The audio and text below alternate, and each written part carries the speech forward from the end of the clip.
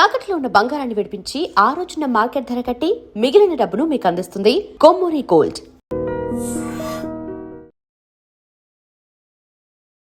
చెర్లపల్లిలో జరిగినటువంటి అతి ఘోరమైనటువంటి ఇన్సిడెంట్ అదే మనకు తెలుసు. విజయశాంతి అట్లాగే వాళ్ళ ఇద్దరు పిల్లలు ట్రైన్ ట్రాక్ మీద అత్యంత వేగంగా ట్రైన్ వస్తున్న ట్రాక్ మీద నిల్చొని ఆత్మహత్య చేసుకోవడం. ఆ తర్వాత మృతదేహాలు ఎంత చెల్లా చెదురుగా అయిపోయినాయి, ఆ తర్వాత ఏం జరిగింది ఏంటి అనేది కూడా రోజు మాట్లాడుకుంటున్నాం.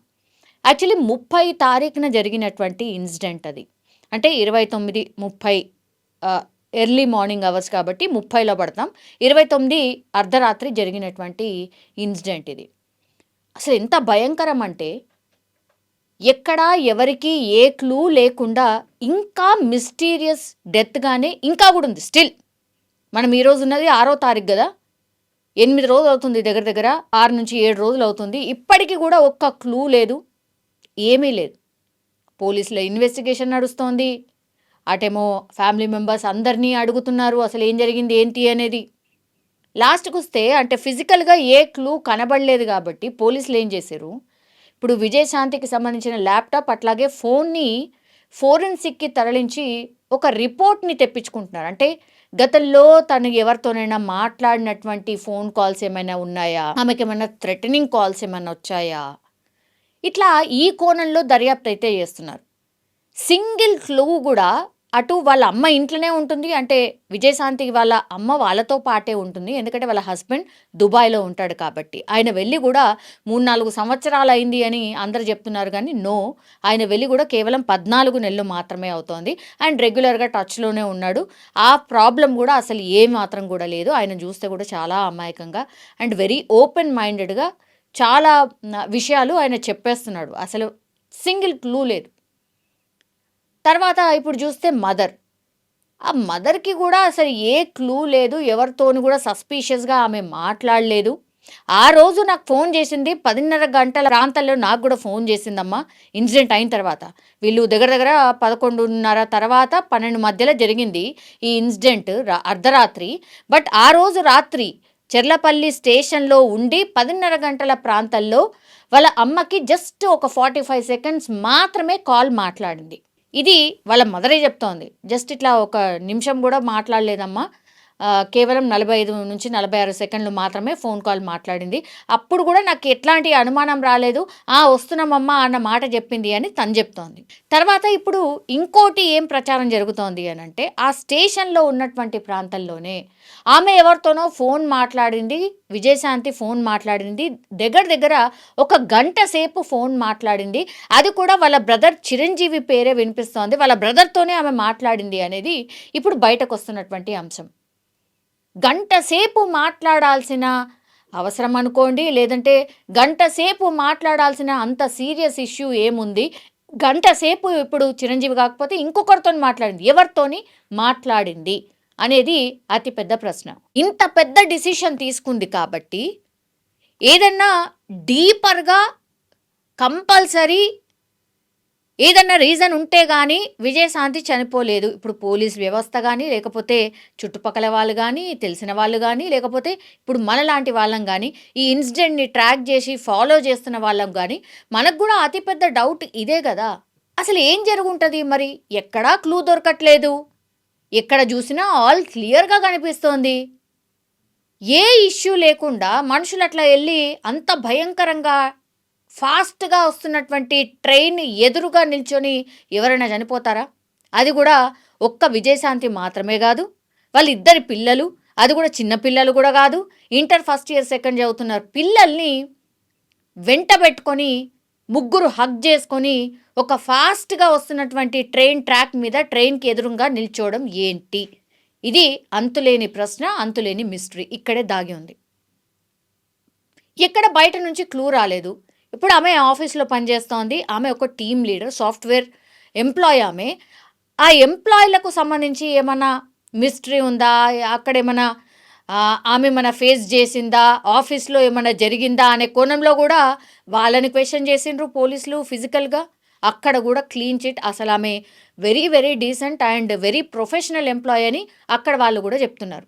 ఇంటి చూస్తేనేమో అసలు మాకేం చెప్పలేదమ్మా, మా అమ్మాయి ఇంత భయంకరమైన డిసిషన్ ఎందుకు తీసుకుంటూ అని వాళ్ళే మనల్ని క్వశ్చన్ చేస్తున్నారు. అంటే ఐ మీన్ వాళ్ళే మాట్లాడుతున్నటువంటి పరిస్థితి. ఫ్యామిలీ మెంబర్స్కి కూడా ఏ క్లూ లేదు.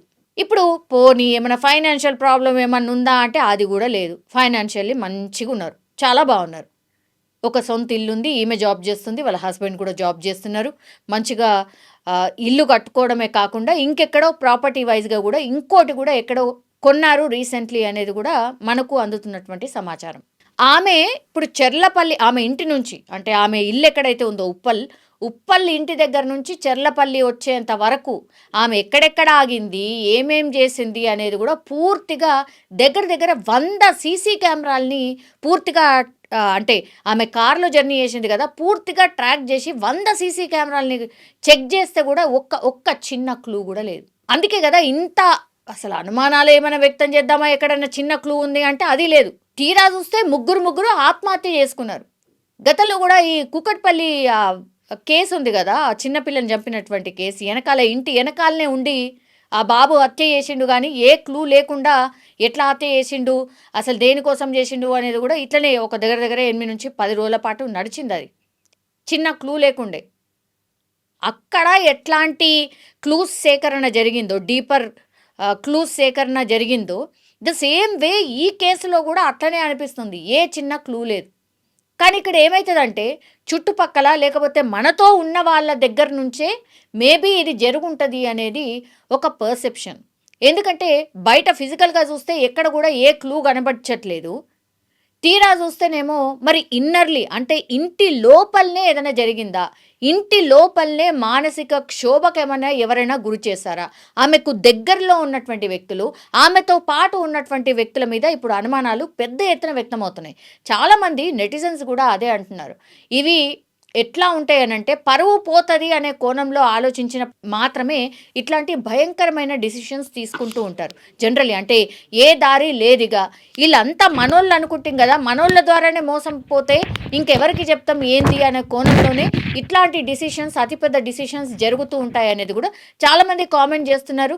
అండ్ దట్టు విశ్లేషకులు ఎవరైతే ఉంటారో, మోటివేషనల్ స్పీకర్స్ ఎవరైతే ఉంటారో వాళ్ళు కూడా అదే చెప్తున్నారు. సరే మొన్నటి వరకు కూడా లోన్లీనెస్ కూడా మేబీ కారణం కావచ్చు అనేది కూడా ఒకటి ఉంది.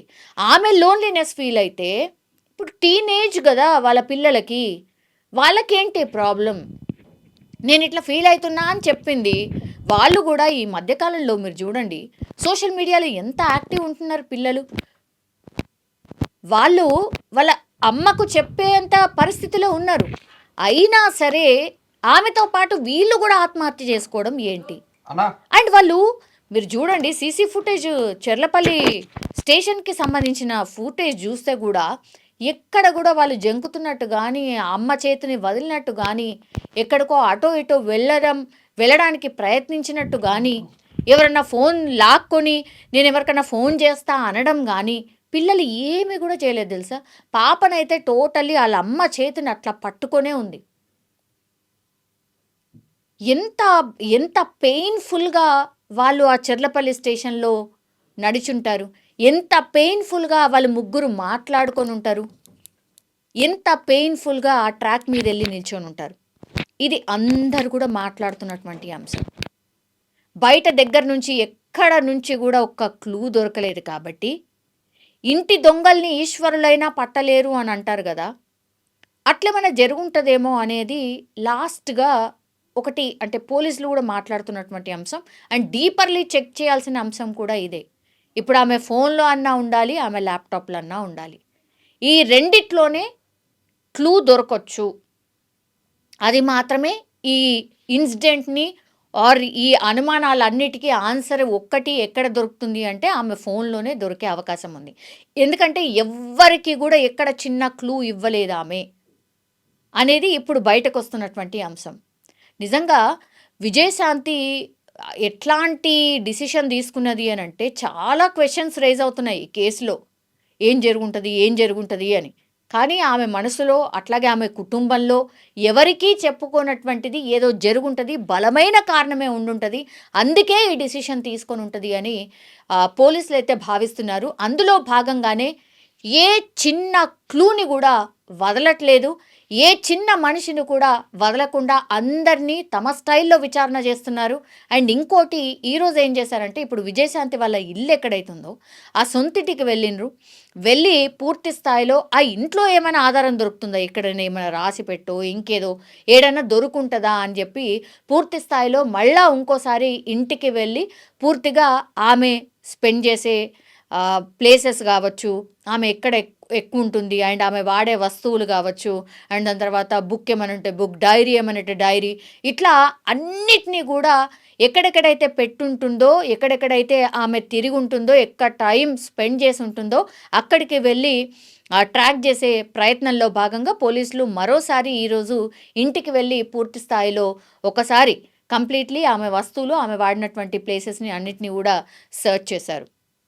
అండ్ దాని తర్వాత కుటుంబ సభ్యులు ఎవరైతే ఉన్నారో, ఈ విజయశాంతికి సంబంధించిన కుటుంబ సభ్యులు ఎవరైతే ఉన్నారో వాళ్ళని అదుపులోకి తీసుకున్నారు, విచారిస్తున్నారు అనేది బయటకు వస్తున్నటువంటి అంశం. అలాంటిది ఏమీ లేదు, ఇంకా ఎవరిని కూడా అదుపులోకి తీసుకోలేదు, అట్లాంటి క్లూ కూడా వాళ్ళకి ఏం దొరకలేదు. ఎవరి మీద కూడా సస్పెక్ట్ ఇట్లా వీళ్ళు ప్రైమరీ సస్పెక్ట్ వీళ్ళు ఉన్నారు అనేది కూడా ఇప్పటికీ ఒక్క క్లూ కూడా దొరకలేదు.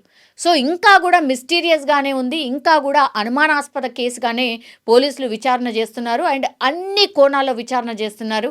ఈవెన్ పిల్లల సైడ్ నుంచి కూడా ఏమైనా క్లూ దొరుకుతుందేమో, ఎందుకంటే టీనేజ్ పిల్లలు కాబట్టి ఏదైనా వీళ్ళ వైపు నుంచి ఎక్కడైనా ఏదైనా ఇన్వాల్వ్మెంట్ ఉందా, ఎక్కడైనా వీళ్ళేమన్నా ఏదన్నా ఆపదలో చిక్కుకున్నారా అన్న కోణంలో కూడా పూర్తి స్థాయిలో వాళ్ళ పిల్లలకు సంబంధించి కూడా పూర్తిగా ట్రాక్ చేస్తున్నారు. సో అన్ని కోణాల్లో ఏది కూడా మిస్ చేయకుండా పోలీసులు అయితే ట్రాక్ చేస్తున్నటువంటి సందర్భం. కానీ ఫ్యామిలీ అయితే ఆగమైపోయింది.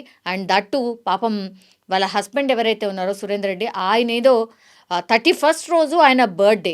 యాక్చువల్లీ బర్త్డేకి ఇన్ జనరల్లీ దూరంగా ఉన్న వాళ్ళైనా సరే, ఇంట్లో వాళ్ళైనా సరే ఏం వెయిట్ చేస్తారంటే 12 గంటలకు నా ఫ్యామిలీ నన్ను విష్ చేస్తుంది అన్న కోణంలోనే అందరూ కూడా చూస్తూ ఉంటారు. కాబట్టి ఆయన కూడా 31st అంటే మిడ్ నైట్ ఆఫ్ 31st ఆయన కూడా అట్లనే వెయిట్ చేసిండట.